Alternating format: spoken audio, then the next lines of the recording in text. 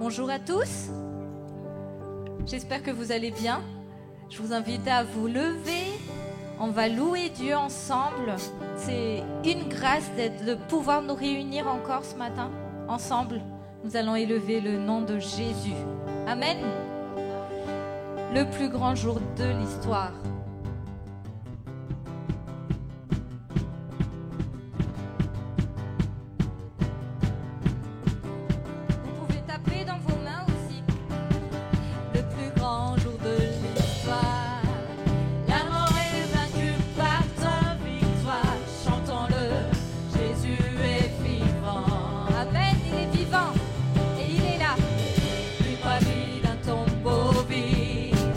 Tu m'as secouru.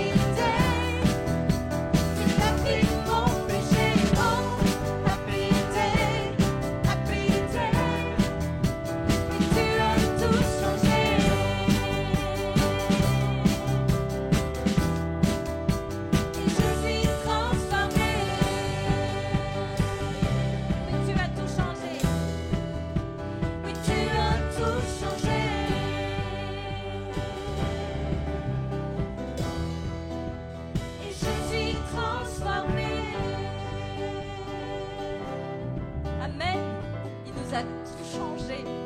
Il nous a transformés pour sa gloire. Amen. Amen.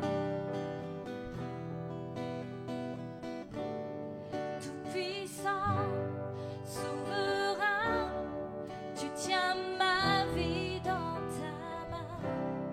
Rédempteur, couronné, par toi je suis libéré. Tout-puissant, souverain, tu tiens ma vie dans ta main. Rédempteur, couronné, par toi je suis libéré. Tu es grand et admirable, tu es saint et véritable, éternel, incomparable. Tu es là, tu es fort et insondable, infini et redoutable, majestueux, immuable. Tu es là, nous te chantons, nous proclamons ensemble. Puissant, souverain, tu tiens ma vie dans ta main. Rédempteur, couronné, par toi je suis libéré. Puissant, souverain, tu tiens ma vie dans ta main. Rédempteur, couronné, par toi je suis libéré. Tu es grand et admirable, tu es saint et véritable, éternel, incomparable. Tu es là, tu es fort et insondable, infini et redoutable, majestueux et immuable. Tu es là, nous te chantons, nous proclamons. Puissant, souverain, tu tiens ma vie dans ta main. Rédempteur, couronné, par toi je suis libéré. Puissant, souverain, tu tiens ma vie dans ta main. Rédempteur, couronné, par toi je suis libéré. Entends nos cris, entends nos cœurs, nous sommes unis pour toi Seigneur. Entends nos cris, entends nos cœurs, nous sommes unis pour toi Seigneur. Entends nos cris, entends nos cœurs, nous sommes unis pour toi Seigneur. Entends nos cris, entends nos cœurs, nous sommes unis pour toi Seigneur. Tout-puissant, souverain, tu tiens ma vie dans ta main. Rédempteur, couronné, par toi je suis libéré. Tout-puissant, souverain, tu tiens ma vie dans ta main. Rédempteur, couronné, par toi je suis libéré. Amen. Nous allons encore le proclamer ensemble. Tout-puissant, souverain, tu tiens ma vie dans ta main. Rédempteur, couronné, par toi je suis libéré. Encore. Tout-puissant, souverain, tu tiens ma vie dans ta main. Rédempteur, couronné, par toi je suis libéré. Amen. Il est tout puissant notre Dieu. Amen. Ayant cette ferme assurance qu'il est là avec nous, il est présent au milieu de nous.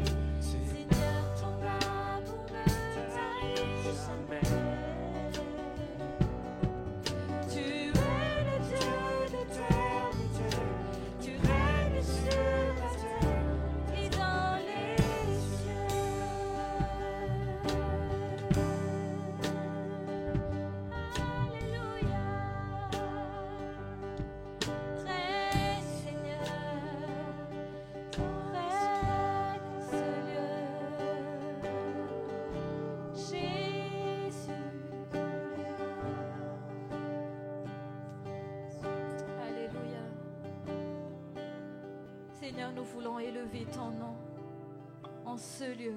Tu es présent au milieu de nous. Jésus, que ton nom soit glorifié, que ton nom soit élevé. Jésus, tu as vaincu la mort. Tu as vaincu la mort. Tu nous donnes ta victoire parce que tu es ressuscité, Jésus. Alléluia. Les étoiles ont pleuré, le soleil s'est voilé, car le Sauveur du monde était tombé. Son corps sur une croix, son sang versé pour moi, sur ses épaules le poids de nos péchés.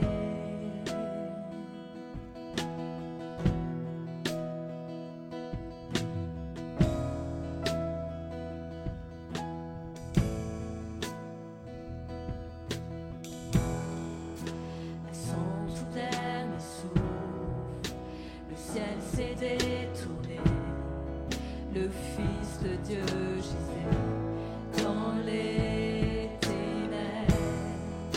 Une guerre dans le tombeau, livrée contre la mort, pour terrasser l'enfer à jamais.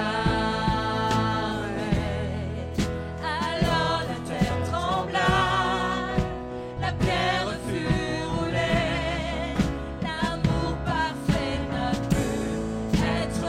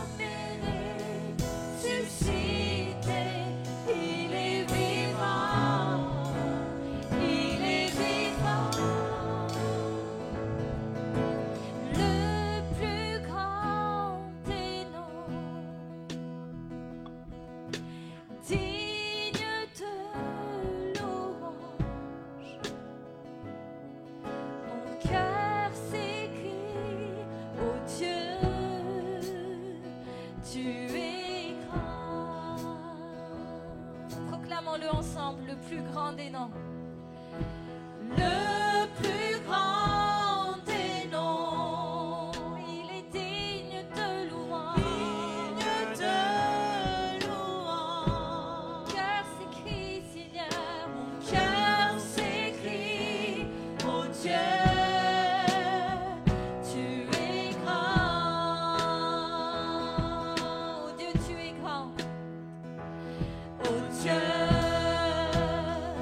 Tu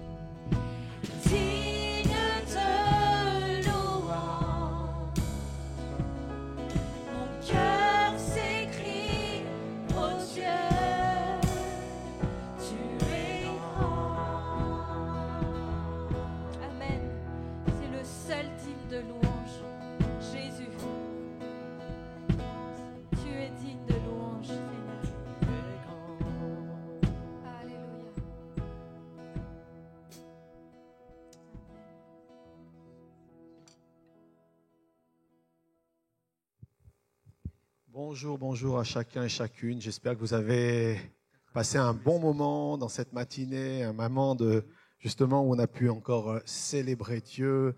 Et on va aussi, dans quelques instants, continuer avec la prédication.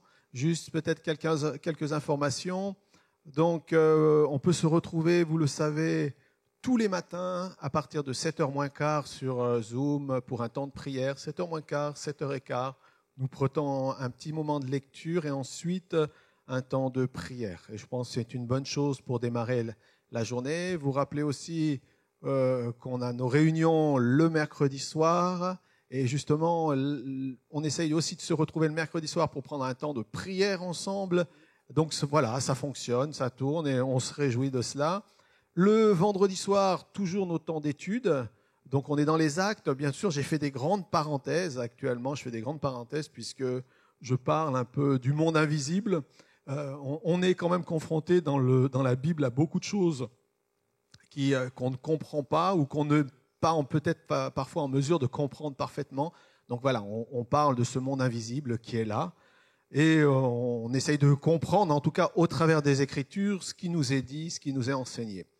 Et puis voilà, ce samedi prochain, on aura notre sortie aussi dans la rue, donc je vous encourage à venir. Et puis venez voir aussi Claude pour pour qu'il vous donne les coordonnées, ses coordonnées, pour que vous puissiez vous retrouver ensemble, voilà, dans la rue pour un temps de témoignage. Ce sont des bons moments aussi où on s'aperçoit qu'il y a une action de Dieu. Donc ça sera samedi prochain. Donc Claude, c'est notre bassiste, hein, si vous vous souveniez pas. Et puis cet après-midi, on a un deuxième culte. Donc c'est pas tous les dimanches, hein, c'est pas tous les dimanches, mais on essaye de mettre en place pour qu'un maximum de personnes puissent venir. Donc on aura un deuxième culte à partir de 15h. Il nous reste encore quelques places. Donc si au milieu de nous, certains se disent « Oh, je suis tout seul cet après-midi, je vais m'ennuyer devant la télé », venez, vous serez mieux avec nous, je vous assure. On va passer encore un bon moment dans la prédication et dans la louange.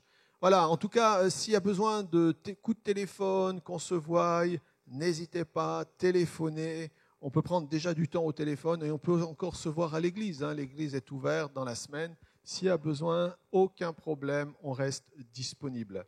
Voilà, donc en tout cas, que le Seigneur vous encourage durant toute cette semaine, dans tout ce que vous entreprendrez. Si vous avez besoin de prière, on prendra encore du temps ensemble pour prier. Voilà, je vais laisser la place à Frédéric pour ce temps de prédication. J'espère que vous allez bien ce matin et que vous avez de la joie dans votre cœur de venir dans la maison de l'Éternel. C'est un bonheur, une joie, une grâce que nous avons de nous retrouver et de pouvoir louer ensemble le Seigneur. C'est là que la présence de Dieu aussi est manifestée lorsque nous nous rassemblons ensemble, lorsque nous sommes unis dans sa présence. Amen. La Bible, elle dit un moment dans les psaumes que lorsque les frères sont réunis ensemble, la présence de Dieu descend, elle coule sur nos vies comme une huile de bénédiction. Et je crois que lorsque nous sommes rassemblés ensemble, l'huile de Saint-Esprit, l'huile de sa présence est aussi dans nos vies. Amen. Voilà, on va prendre un temps dans la parole de Dieu. Ce matin, j'ai à cœur de vous partager un verset dans Ésaïe au chapitre 60. C'est un texte que peut-être vous connaissez déjà, mais qui m'a interpellé cette semaine. Et c'est une parole prophétique. Ésaïe était un prophète de l'Ancien Testament. Il a vécu 700 ans environ avant Jésus-Christ. Et c'était un homme qui était inspiré de Dieu. C'est un homme qui était uni avec l'Esprit, avec Dieu, avec l'Esprit de Dieu, et qu'il parlait de la part de Dieu. Il annonçait des choses qui allaient arriver de la part de Dieu. Et 700 ans avant la venue de Jésus-Christ, Ésaïe a prophétisé. On va lire le texte dans Ésaïe 60, versets 1 à 4.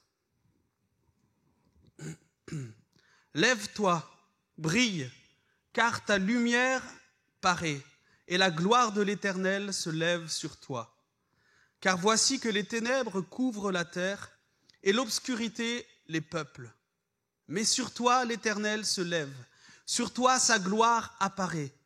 Des nations marcheront à ta lumière, et des rois à la clarté de ton aurore. Porte tes yeux alentour, et regarde, Tous, ils se rassemblent, ils viennent vers toi. Tes fils arrivent de loin, et les filles et tes filles sont portées sur les bras. Moi, ce qui m'a surtout interpellé, c'est le verset 1 de ce chapitre. Lève-toi et brille. Et ce matin, c'est ce passage que j'ai à cœur de vous partager. Lève-toi, Église de Dieu, et brille. C'est le moment de se lever. C'est le temps de se lever. Je crois que c'est un appel encore actuel. Ce texte est d'actualité. Il a été écrit 700 ans avant Jésus-Christ. Mais ce texte est actuel, encore aujourd'hui. Dieu nous appelle, il nous appelle son Église, son peuple. Là, Ésaïe prophétisait au peuple d'Israël. Mais Israël est souvent identifié à l'Église aujourd'hui. L'Église, le corps de Christ, nous qui sommes l'Église. Et ce texte est pour nous. C'est un texte tellement d'actualité, je crois. Est-ce que vous ne trouvez pas que ce texte est d'actualité ? Les ténèbres couvrent la terre et l'obscurité les peuples. C'est ce que nous voyons aujourd'hui. Les ténèbres couvrent la terre. Le bien est appelé mal et le mal est appelé bien. Il y a tellement de choses qui se font. Ça évolue tellement dans le sens des ténèbres. Tout ce qu'on appelle bien est devenu mal. Tout ce qui est conforme à la pensée de Dieu est en train dans les mentalités, dans les nations, de changer complètement. Les ténèbres couvrent la terre et l'obscurité les peuples. Mais sur toi, l'Éternel se lève. Sur toi, sa gloire apparaît. C'est un texte tellement d'actualité, un texte prophétique que Dieu veut poser encore ce matin sur votre cœur. Cette prophétie nous parle clairement de la venue aussi de Jésus-Christ. La Bible nous dit que Jésus est la lumière du monde, venu éclairer cette terre, venu éclairer les nations. Jésus est la lumière du monde. Et Ésaïe est en train de dire, lève-toi, sois éclairé, ta lumière arrive. Jésus-Christ vient pour éclairer les nations. Jésus-Christ vient pour réveiller, illuminer là où il y a des ténèbres. Et je crois qu'il n'y a pas d'autre lumière. Il n'y a aucune autre lumière qui peut éclairer notre monde, notre terre, que celle de Jésus-Christ. Cette prophétie est encore actuelle. Elle est pleine d'espérance pour nous qui croyons. Elle est pleine de foi et d'encouragement. Elle nous encourage, nous, à nous lever et à briller pour Jésus-Christ. Elle nous encourage à prendre notre place en tant que lumière du monde et à voir le salut des hommes, des femmes, un réveil spirituel. Ésaïe était en train de parler d'un réveil spirituel dans le cœur des hommes. Et ce réveil ne peut passer qu'à travers une révélation puissante de la personne de Jésus-Christ. Une révélation glorieuse, merveilleuse de la personne de Jésus-Christ, de la lumière qui vient éclairer notre nation. Alors le premier verset de Ésaïe 60, la première phrase, c'est « Lève-toi ». Lève-toi. Et ce matin, le Seigneur te parle. Toi qui écoutes, il te dit « Lève-toi ». C'est fini de rester assis. Tu es trop resté longtemps assis.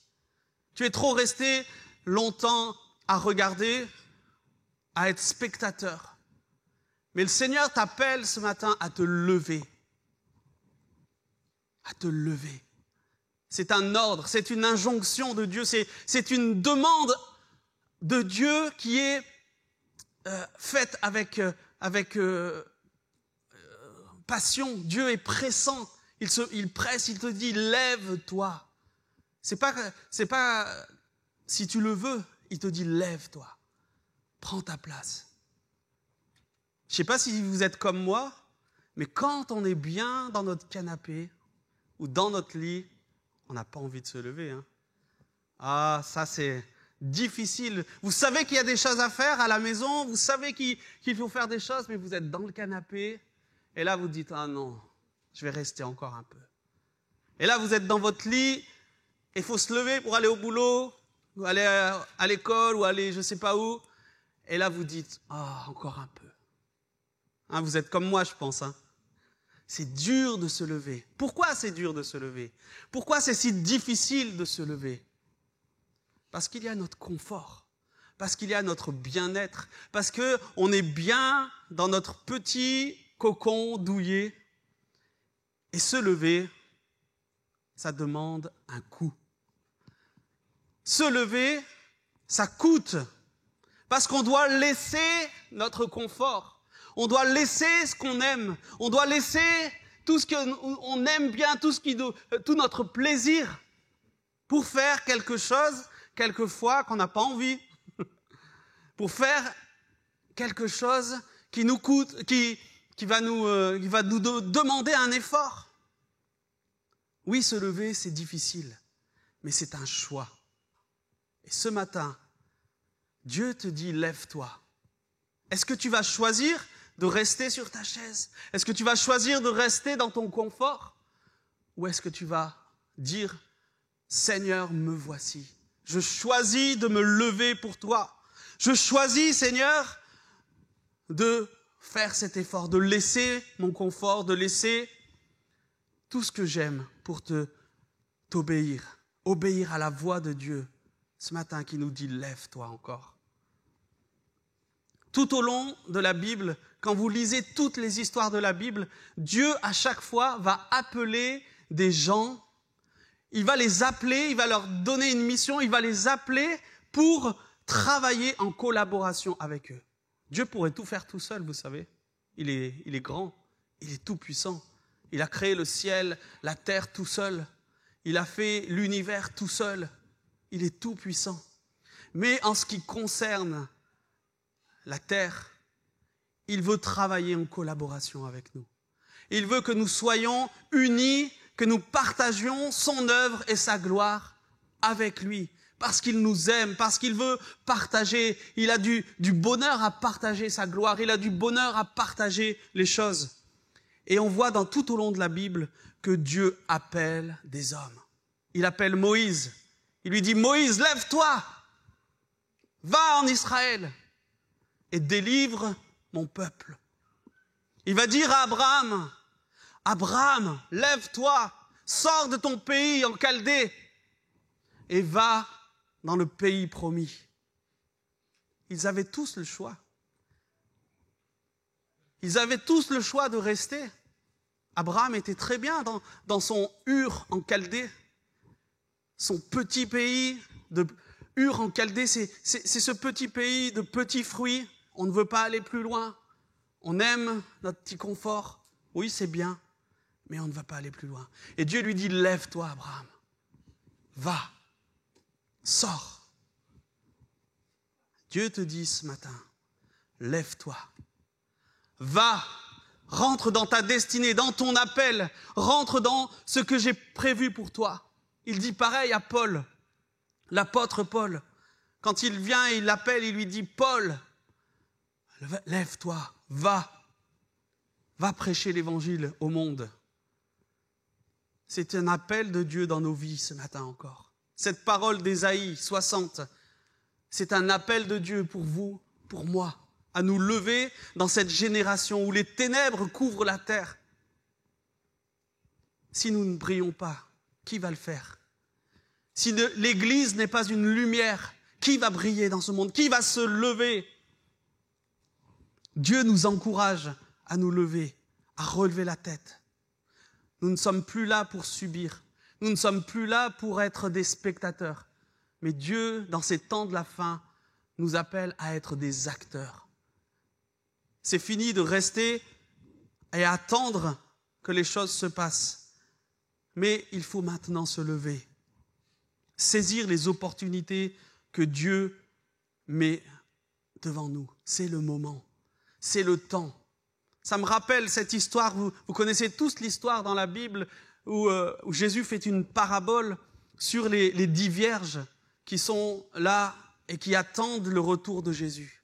Il nous est dit que dans cette parabole, les 10 vierges dormaient.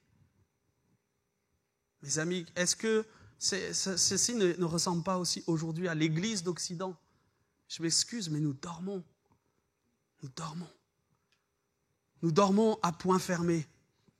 Les 10 vierges dormaient et l'époux était à la porte. Jésus revient bientôt. Mais tous dormaient. 5 n'avaient pas d'huile et 5 avaient prévu de l'huile. Dieu nous appelle. Il est temps de se réveiller. Il est temps de se lever. Ne ratons pas la venue de l'époux. Il est à la porte. Et il vient chercher des vierges réveillées. Il vient chercher l'église qui est remplie de son huile, remplie du Saint-Esprit. Une église qui est alerte. Une église qui est debout. Une église qui est prête au retour de Jésus. Est-ce que nous sommes prêts à la venue de Jésus? Est-ce que nous sommes prêts à sa venue? Et s'il vient là, aujourd'hui, est-ce qu'il trouvera de l'huile dans nos lampes? Est-ce qu'il trouvera cette flamme encore, cette lumière qui brille dans nos cœurs? Je crois qu'on sera étonnés, beaucoup, même dans l'Église, car la lumière est en train de s'éteindre petit à petit. L'huile est en train de manquer. Éphésiens 5 au verset 14 nous dit « Réveille-toi, toi qui dors, relève-toi d'entre les morts, et le Christ t'éclairera. » Et le Christ t'éclairera. Réveille-toi, lève-toi, comme Ésaïe le dit. C'est le même verset qu'Ésaïe. Réveille-toi, lève-toi, toi qui dors. Relève-toi d'entre les morts et Christ va resplendir sur toi. La lumière de Jésus va jaillir par ta vie, par tes actions, ton comportement. Durant toutes ces années qu'il y a eu, il y a eu de nombreux réveils spirituels dans les pays, dans beaucoup de pays. Un réveil spirituel, c'est lorsque des gens prennent conscience de leur état, qui prennent conscience du climat de sommeil qu'il peut y avoir dans un lieu, dans un pays, dans une ville. Et Dieu met à cœur des hommes, des femmes, de se lever et de dire « c'est terminé, nous allons maintenant changer cela ». Et beaucoup d'hommes, de femmes se sont levés comme ça et ont amené un mouvement de réveil qui s'est embrasé dans les villes, dans les pays. Il y a eu beaucoup de réveils au Pays de Galles, aux États-Unis, des hommes qui ont amené cette lumière et qui se sont levés. Ils ont osé dire l'obscurité est là, le péché est là, même dans l'Église. Moi, j'ai lu quand j'étais jeune la biographie de Wesley. Waouh, quand vous lisez ça, je vous assure que vous êtes remués par la vie de sainteté et la puissance qu'il y avait dans cet homme. Mais quand il parlait aux chrétiens, je vous assure que vous ne restez pas dans la salle. Hein, parce que le niveau de sainteté qu'il y avait dans cet homme, les gens pleuraient, étaient brisés dans la repentance, brisés dans leur vie, parce qu'il réalisait, cet homme prêchait tellement la vérité, tellement la lumière, qu'il était en train de mettre en lumière le péché dans l'Église. C'est dans l'Église qu'il a amené le réveil, Wesley. Il n'est pas allé prêcher en dehors. Mais quand il rentrait dans l'Église, il disait « Réveillez-vous, chrétiens. Réveillez-vous, il est temps que le péché soit mis en lumière. Le péché dans l'Église doit sortir, doit jaillir. » Et cet homme a amené un réveil extraordinaire aux États-Unis. Et beaucoup de gens sont nés de ce réveil spirituel. Et pareil, donc pour des hommes qui ont osé se lever, j'ai noté, tout le monde connaît Martin Luther King aux États-Unis. Cet homme qui s'est levé aussi parce qu'il trouvait qu'il y avait de l'injustice raciale. Parce que dans son cœur, il était pasteur, c'était un homme de Dieu. Et il disait, ce qui est vécu dans mon pays, ce qui se vit dans mon pays n'est pas juste. Et il s'est élevé pour la justice de Dieu. Il a dit non. Non, je refuse que mes frères, mes sœurs soient amoindris. Je refuse que mes frères, mes sœurs de couleur soient dénigrés. Je refuse cela. Et il s'est levé. Et il a commencé à faire des marches non violentes, des marches de résistance. Il s'est opposé au gouvernement, il s'est opposé à tous les mouvements qui avaient fait des lois interdisant aux hommes de couleur de rentrer dans certains lieux, de prendre les transports en commun, etc. Et parce qu'il s'est levé, il y a une victoire. Et jusqu'à aujourd'hui, il y a un impact dans la société, pas qu'aux États-Unis, mais de partout, où cet homme, ce qu'il a fait, a été reconnu comme quelque chose de fort. C'est comme un réveil qu'il a amené aussi dans la conscience des gens. Quand on dit « lève-toi », Dieu cherche des hommes et des femmes qui sont prêts à se lever. Ésaïe 6 au verset 8 nous dit « J'entendis la voix du Seigneur, disant « Qui enverrai-je et qui marchera pour nous ?» Je répondis « Me voici, envoie-moi. » Est-ce que c'est ta prière ce matin? Est-ce que c'est ton cri? J'entendis la voix du Seigneur. J'entends ce matin la voix du Seigneur qui me dit « Qui enverrai-je pour parler à mes collègues au travail? Qui enverrai-je pour donner une parole de lumière autour de moi? Qui marchera pour l'Éternel? » Ce matin, je réponds « Me voici. Seigneur, je suis là, disponible. Je suis prêt à aller pour toi. Je suis prêt, me voici, envoie-moi. » J'aimerais vous dire aussi, quand Dieu appelle quelqu'un, quand Dieu nous appelle, il pourvoit toujours à son appel. Il ne va pas vous appeler et vous dire maintenant débrouille-toi.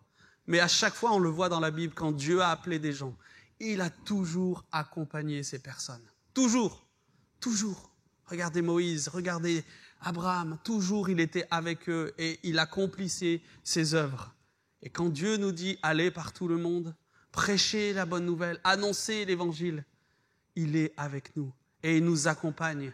Quand nous prions pour les gens, Dieu touche, Dieu guérit, Dieu restaure, Dieu libère. Dieu est vivant actuellement, aujourd'hui. Et quand nous obéissons à ce que Dieu met dans notre cœur, il nous accompagne. L'évangile est accompagné, je le crois encore aujourd'hui, il est accompagné de signes, de prodiges, de miracles. Dieu est vivant. Dieu fait des choses. Dieu touche des cœurs et des vies, aujourd'hui encore. Et ne nous laisse pas sans armes.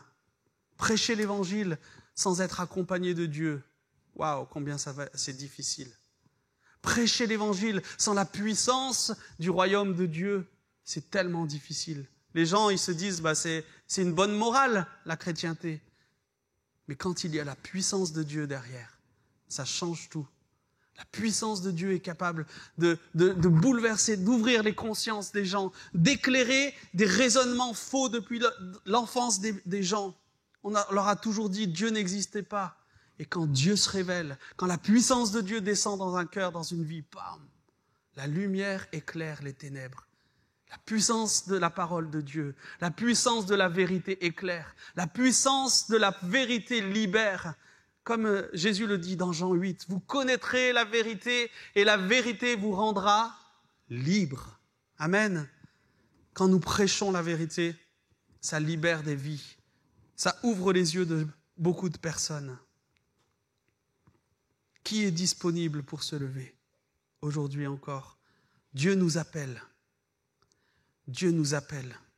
Ne restons pas assis. Ne restons pas comme Lot, qui était dans ce monde, à Sodome. Vous connaissez l'histoire de Lot, qui était le neveu d'Abraham.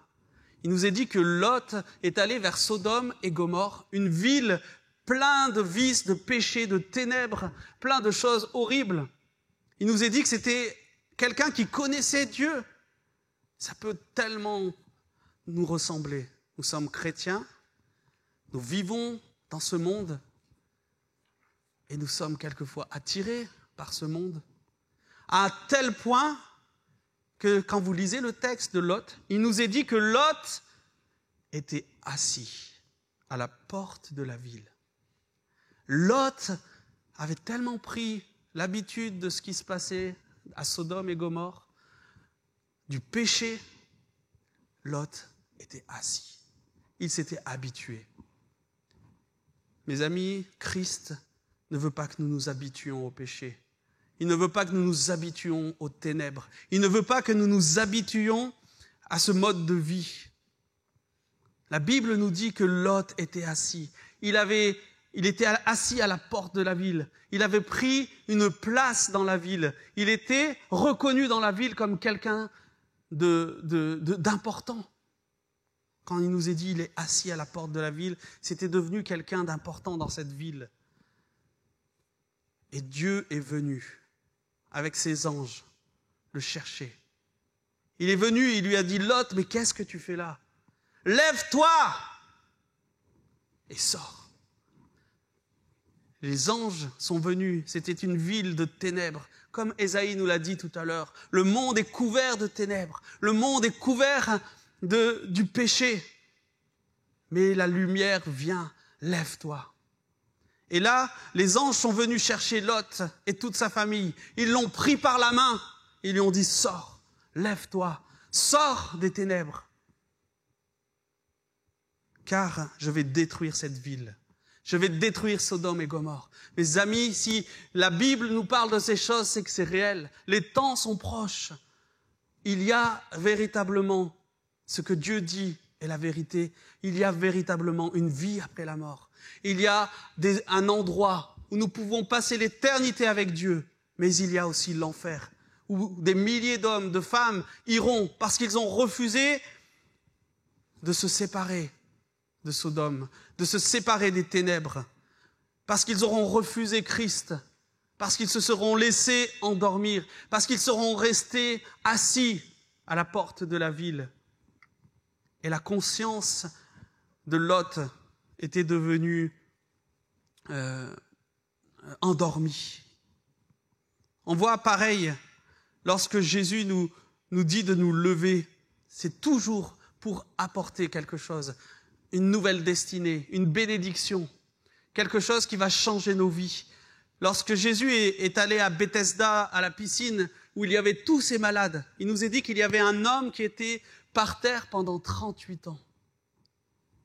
Pareil, qu'est-ce que Jésus va lui dire? Lève-toi, lève-toi. Des fois, on est comme cet homme. On est là et on regarde tous les autres vivre leur vie, vivre leur bénédiction. On les regarde tous être guéris, vivre des choses avec Dieu. Waouh, c'est bien.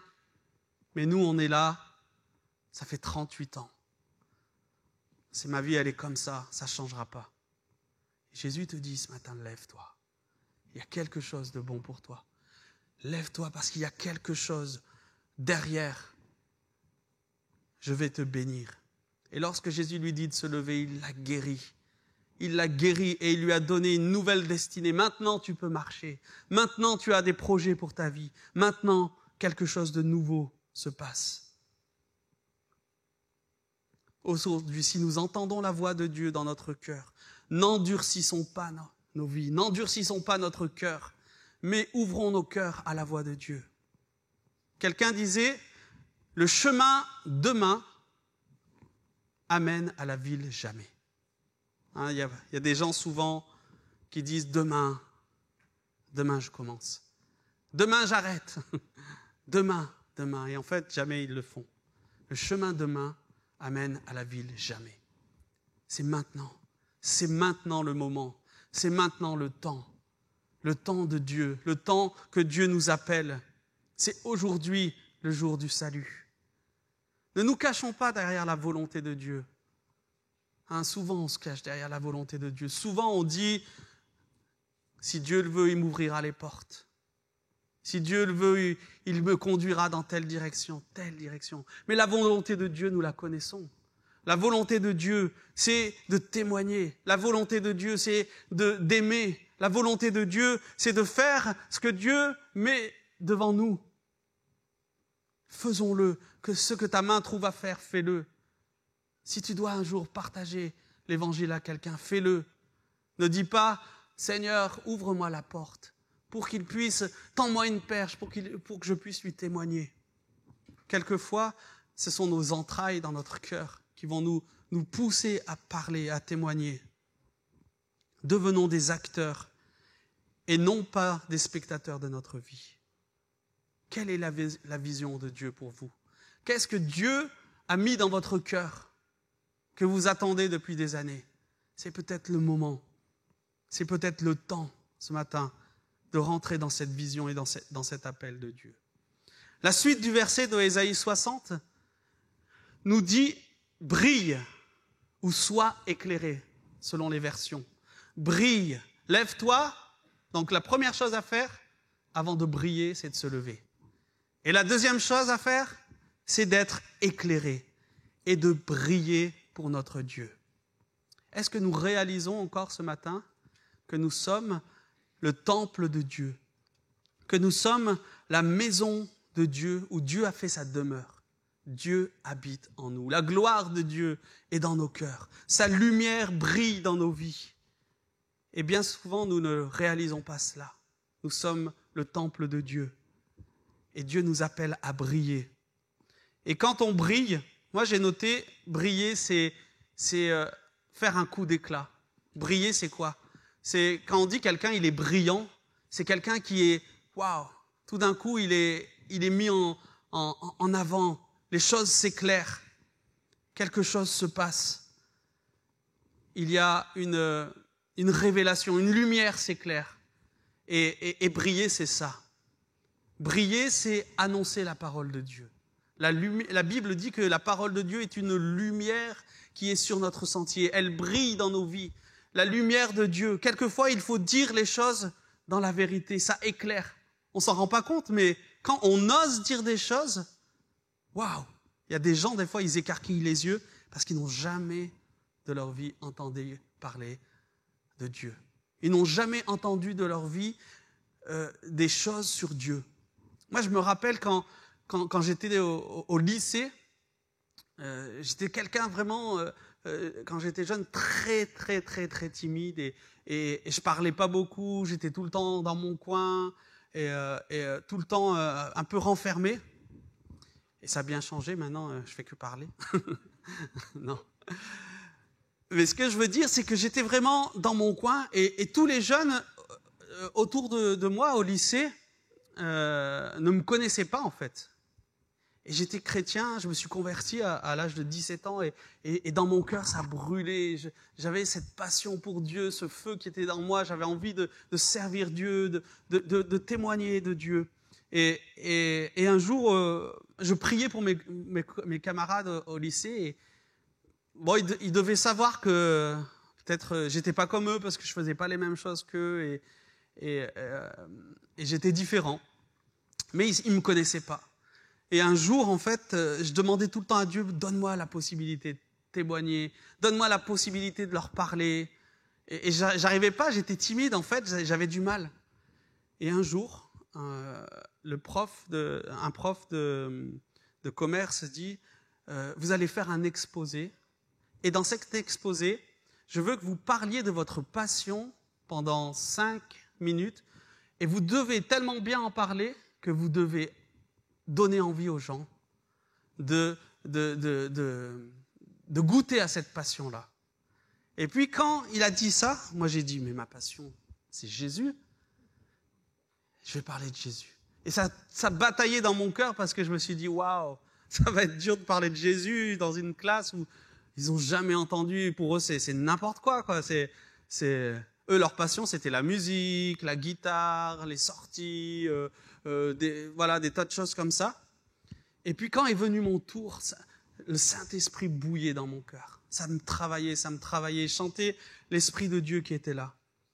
Et j'ai commencé à dire, écoutez, ça va vous paraître bizarre, mais moi, aujourd'hui, ma passion, je ne vais pas vous parler d'une chose, je ne vais pas vous parler d'une chose que vous avez l'habitude d'entendre. Ma passion, c'est une personne. Alors tout le monde a commencé à écouter et comme par hasard, tous les regards là se sont arrêtés et j'ai commencé à dire ma passion, c'est une personne. Vous avez peut-être jamais entendu parler de cette personne, mais j'aimerais vous le partager ce matin. Ma passion, c'est Jésus-Christ. Pouf, gros silence dans la salle. Le prof, il s'est décomposé. Il a dit waouh, qu'est-ce qui se passe? Et j'ai commencé à parler de ma passion et leur dire ma passion, c'est Jésus-Christ. Vous savez, j'ai rencontré cette personne il y a quelques temps et il a changé ma vie. Il est venu transformer mon cœur, il est venu m'apporter de la joie, de la paix. Il vit en moi, il est vivant. Et Jésus est capable aussi de venir toucher vos cœurs. Et pendant 5 minutes, j'ai parlé de cette passion. Et vraiment, ça brûlait, j'ai senti la bénédiction. Dieu a prouvé ce que j'étais en train de faire. Et j'ai vu à ce moment-là que la lumière, quand elle est prêchée, quand on témoigne, quand on déclare la vérité, les ténèbres disparaissent. Quelque chose de spirituel se passe quand nous prêchons l'évangile. On ne s'en rend pas compte. Pour nous, c'est simple, mais pour certaines personnes, c'est une question d'éternité. C'est une question de vie ou de mort. Pour nous, c'est tellement simple, on baigne dedans. Mais quand on parle de la vérité, quand on prêche la parole, des yeux s'ouvrent, des cœurs s'ouvrent. À la fin de ce témoignage-là, beaucoup de jeunes sont venus me voir, avec des jeunes en larmes, venaient me voir à la fin des cours et me disaient « Fred, j'ai été touché par ce que tu as dit, ça m'a percuté. Tu sais, moi aussi, je cherche. Moi aussi, je cherche. Est-ce que tu aurais une Bible? Est-ce que tu pourrais prier pour moi ?» Plusieurs jeunes m'ont demandé de prier pour eux. Plusieurs jeunes m'ont posé des questions. Et là a commencé vraiment une relation différente entre eux et moi. Je suis sorti du bois. Je suis sorti de cette obscurité en déclarant la lumière. Et ils me connaissaient comme celui qui avait la foi. Et ils avaient envie de me connaître mieux et de poser des questions et de discuter avec moi. Et j'ai vu que quand on témoigne, eh bien ça éclaire les ténèbres. Ça allume notre vie. On voit que quand la lumière vient aussi, j'ai noté que l'apôtre Paul a vécu aussi cette expérience d'une grande lumière qui est venue dans sa vie. Vous connaissez tous l'histoire. L'apôtre Paul est un homme qui persécutait l'Église, qui était contre la bonne nouvelle, contre l'Évangile. Il était opposé farouchement à l'Évangile. Il nous est dit qu'il allait à Damas pour persécuter les chrétiens. Et pendant qu'il était sur le chemin, il a été renversé par la puissance. Une grande lumière, nous dit la Bible, est venue. Une grande lumière l'a éclairé. Il est tombé et Jésus lui a parlé. Il nous est dit qu'il est devenu aveugle. Il ne voyait plus. Et Jésus lui a dit, qu'est-ce qu'il lui a dit? Lève-toi, va à Damas. Un homme va prier pour toi et tu verras la lumière. Et tu retrouveras la vue. Encore le même verset d'Ésaïe. Lève-toi et va. Une grande lumière arrive.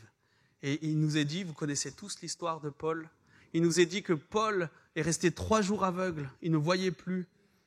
Et Barnabas est venu, un disciple de Jésus-Christ, et a prié pour lui. Ananias, pardon.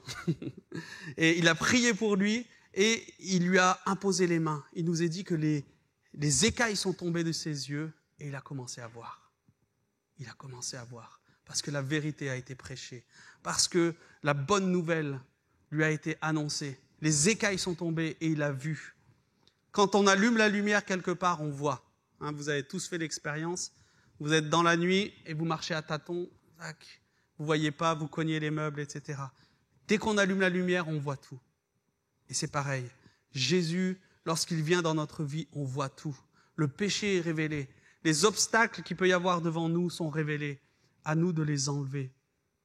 À nous de nettoyer toutes ces choses qui sont des obstacles dans notre vie. Jésus nous a dit qu'il était la lumière du monde. Dans Jean, chapitre 1, versets 4 à 5. En elle était la vie, et la vie était la lumière des hommes. La lumière luit dans les ténèbres, et les ténèbres ne l'ont point reçue. Jean 1, chapitre 1, au verset 9. C'était la véritable lumière. Cette lumière était la véritable lumière qui, en venant dans le monde, éclaire tout homme. Jean, chapitre 8, au verset 12. Jésus leur parla de nouveau et dit « Je suis la lumière du monde. Celui qui me suit ne marchera pas dans les ténèbres, mais il aura la lumière de la vie. Amen. Jésus est la véritable lumière. Jésus est cette lumière qui est venue se révéler dans notre cœur.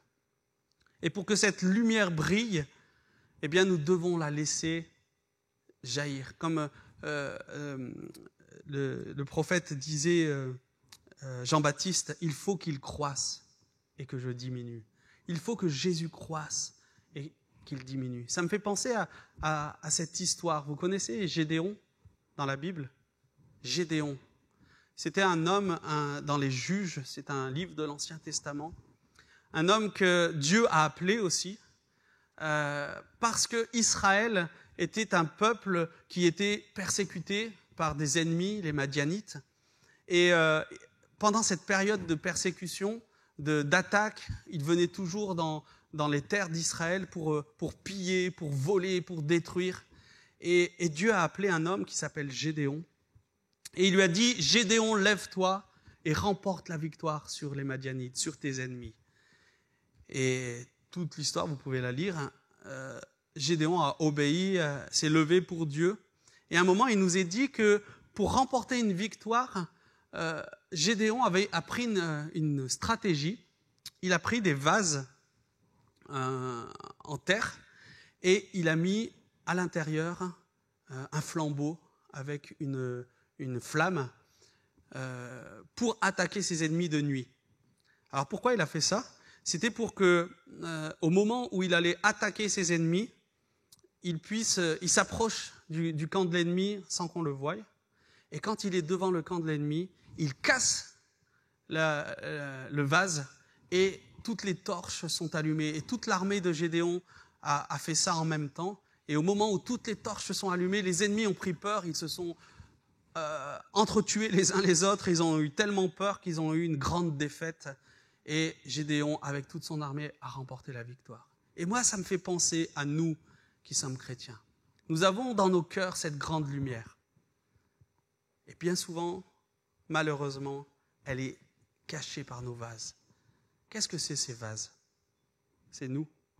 Les vases, c'est nous. C'est notre caractère, notre orgueil, notre nature qui couvre la lumière de Dieu tellement, tellement si souvent. Et pourtant, Jésus, il nous dit un moment, si vous voulez vivre la gloire, ma vie, il va falloir que vous mourrez à vous-même. Il va falloir que toute votre vieille nature disparaisse. Il faut que Jésus croisse en vous et que vous diminuez. Pour que la lumière de Jésus-Christ puisse briller, il va falloir quelquefois briser le vase de notre vieille nature, de notre caractère qui s'est tellement endurci. Je ne sais pas si vous êtes comme moi, mais il y a des points dans nos vies, on est devenu dur comme le vase qui a cuit dans le four. Hein, au début, le vase, la terre, on peut la modeler facilement. Hein. Au début, quand vous êtes chrétien, Dieu il peut tellement bien vous modeler. Oui, Seigneur, j'obéis, alléluia.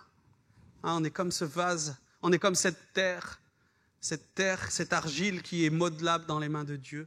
Et plus il va y avoir des épreuves, et plus il va y avoir des tentations, et plus il va y avoir des difficultés dans notre vie, le four de Dieu, le four de la vie va venir cuire la terre, l'argile, et on devient dur, comme des pierres. Nos cœurs deviennent durs, nos vies deviennent dures, et la lumière de Dieu ne peut plus jaillir.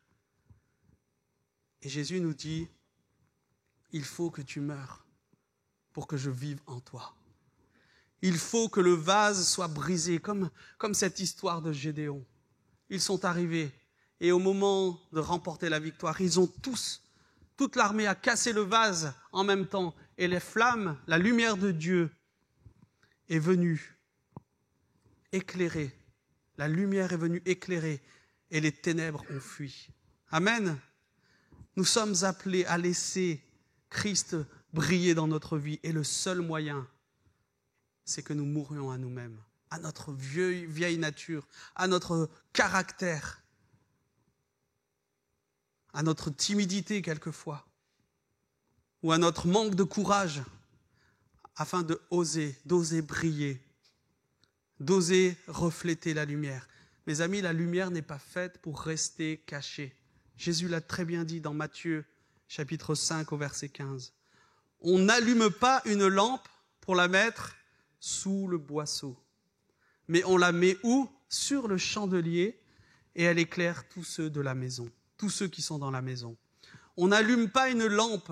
Jésus ne vous a pas mis la lumière dans votre cœur pour que vous la laissiez cachée. Jésus n'a pas mis la lumière dans votre cœur pour qu'elle soit enfermée. Mais il a mis la lumière dans votre vie pour qu'elle puisse éclairer le peuple, la génération, les gens autour de vous, les personnes qui vous entourent. Nous sommes des phares dans la nuit. L'Église est un phare qui doit éclairer. L'Église est un phare qui doit signaler. L'Église est un phare qui doit dire dans notre société les choses qui sont injustes et fausses. Alors comment on peut briller? À travers notre témoignage, comme je l'ai dit, à travers notre amour aussi que nous allons manifester, à travers notre louange en tout temps. Lorsque quelqu'un te voit louer Dieu, eh bien cela aussi est un témoignage, une lumière. Être capable de louer Dieu même quand c'est difficile. Briller à travers notre service pour Dieu, briller à travers nos actions, nos prières aussi. Nous pouvons briller de tellement de manières, tellement de sortes. Dieu, ce matin encore, t'appelle à briller. Est-ce que vous êtes simplement une veilleuse? Vous savez, les petites veilleuses, moi j'en mets dans la chambre de ma fille, c'est une lumière très très faible pour qu'elle puisse s'endormir paisiblement. Ou est-ce que nous sommes un phare qui éclaire, qui réveille? Waouh! Quand vous mettez un phare là dans la figure de quelqu'un, il reste pas sans bouger. Hein. Pam, ça le réveille, ça le bouscule. Et nous sommes appelés à être cette lumière qui bouscule quelquefois, qui éclaire, qui dit waouh, j'étais endormi là, j'étais en train de m'endormir, je voyais plus rien. Et cette lumière est venue me réveiller, elle est venue me montrer ce qui devait changer dans ma vie. J'aimerais vous dire que le dessein de Dieu pour vos vies, c'est que vous puissiez briller pour lui. Amen. Le dessein de Dieu pour votre vie, c'est que vous puissiez briller pour lui. Non pas briller comme un feu d'artifice. Hein. Il y en a des fois, ils brillent, c'est des feux d'artifice. Certains chrétiens, je les appelle les chrétiens feux d'artifice. Vous les voyez, ils brillent, waouh, ils commencent tout feu, tout flamme, ça explose dans tous les sens, et après plus rien. C'est fini. Dieu nous appelle à briller jusqu'à la fin. Vous savez, cette image de la flamme olympique, vous connaissez tous la flamme olympique, et en fait, moi j'ai appris ça il n'y a pas longtemps, mais les vainqueurs avant, au tout début, quand ils ont mis en place ces Jeux olympiques, le vainqueur, ce n'était pas celui qui arrivait le premier. Le vainqueur, c'était celui qui arrivait à la fin avec la flamme allumée. Et Dieu nous dit pareil. Le vainqueur, c'est celui qui arrive à la fin de sa vie avec la flamme qui brûle encore. Est-ce que vous voulez être de cela? Est-ce que vous voulez que votre flamme encore se brille? Est-ce que vous voulez que cette flamme, elle soit allumée jusqu'au bout, jusqu'au jour de son retour? Amen. Alors on va prier ce matin ensemble. On va demander à Dieu qu'il puisse nous lever, comme on l'a vu dans Ésaïe, chapitre 60. Seigneur, je choisis de me lever. J'ai entendu l'appel de Dieu. Si ce matin tu as entendu l'appel de Dieu, si ce matin tu as entendu la voix de Dieu, la prophétie d'Ésaïe est d'actualité, si ce matin tu as entendu cette voix te parler, alors choisis, décide dans ton cœur de te lever. Seigneur, je choisis de me lever ce matin. Je choisis d'obéir à la voix de Dieu dans mon cœur. Si c'est ton cas, peut-être que Dieu est en train de parler à ton cœur dans ces moments. Ceux qui le désirent, faites cet acte physiquement, levez-vous à votre place. Dites-lui, Seigneur, j'ai entendu la parole ce matin prophétique. Seigneur, j'ai entendu la parole d'Ésaïe ce matin qui me dit « Lève-toi ». C'est le moment. C'est le temps ce matin. C'est le temps de Dieu pour toi. C'est le temps de Dieu pour que tu te lèves. Ce matin, Seigneur, comme Ésaïe l'a dit, je réponds, me voici. Parce que je ne veux pas être comme cette vierge qui dormait. Je ne veux pas rater le jour, Seigneur, de ta venue. Je serai le plus malheureux des hommes, des femmes. Si je rate ce jour, si ma flamme est éteinte, si mon feu, Seigneur, à l'intérieur est éteint. Ce matin, Seigneur, je me lève devant toi comme un signe d'obéissance. Et je dis, me voici. Seigneur, envoie-moi. Envoie-moi pour que je brille, Seigneur, dans ces nations. Envoie-moi pour que je témoigne, Seigneur, là où tu m'as placé. Envoie-moi, Seigneur. Et je sais que si tu m'envoies, tu vas m'accompagner par la puissance de ton esprit qui est à l'œuvre encore aujourd'hui. Je reçois ta vie. Je reçois ta puissance ce matin. Je reçois, Seigneur, tout ce que tu as prévu pour moi, cette lumière qui brille dans mon cœur. Et je te demande, Seigneur, prends toute la place. Prends toute la place, Seigneur, dans ma vie et viens régner dans mon cœur.